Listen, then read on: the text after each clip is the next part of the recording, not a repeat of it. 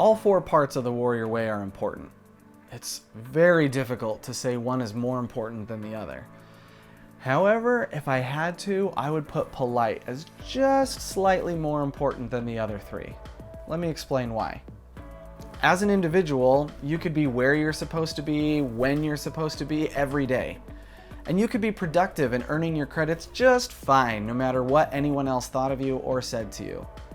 But as a school as a whole, we are much more likely to have more students here every day, on time every day, and being productive and earning their credits if they feel welcomed and if they feel respected. That's why polite is such an important part of the warrior way. Our school is a relatively small school, and the chances of you interacting with just about everybody are pretty high. Because of that, you're going to have the opportunity to meet and interact with people who come from different backgrounds. Represented in our student body and our staff are people with different religious or spiritual beliefs, ethnic and racial backgrounds, genders, gender identities, sexual orientations, and different family structures, just to name a few. To me, that's a beautiful thing. It allows me to learn about people and broaden my horizons, so to speak. It allows me to practice empathy and see the world through other people's eyes. Let me get one thing straight. Being polite and respectful doesn't mean you have to agree with every single thing you hear or see. It doesn't even mean you need to be close friends with every person on this campus. But it does mean that we are open to hearing from other people. It means we're open to understanding and even challenging some of the implicit biases we may have about others. We all have biases, whether we recognize them or not. It's normal. When you're confronted with them, you don't need to be embarrassed or ashamed. Just be humble and willing to challenge your biases and learn what you can about them. You'll learn a lot, and you may even change and grow a little along the way. So here are some examples of how to be polite and respectful while here at school.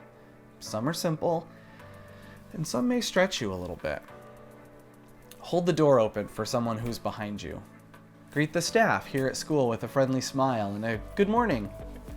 When someone else is talking, even if you don't agree with them, listen to what they're saying and try to appreciate where they're coming from. Let someone talk more about themselves than you do about yourself. Begin your emails with a formal greeting like, "Hello, I hope you're doing well," or "Dear so-and-so," before just jumping in with your question or concern. If you see someone who is struggling for whatever reason, be it schoolwork, personal issues, or even just struggling to hold all their books without dropping them, offer a hand or a listening ear as the case may be, instead of making fun of them when you think they can't see or hear you. I know some of those things probably seem way too simple, but they're important parts of what makes our culture here at Mountain View. They're simple things that make people want to be here instead of avoiding coming here. They help people feel good about themselves, and when we feel good about ourselves, we're much more likely to work hard and accomplish our goals. Warriors are polite.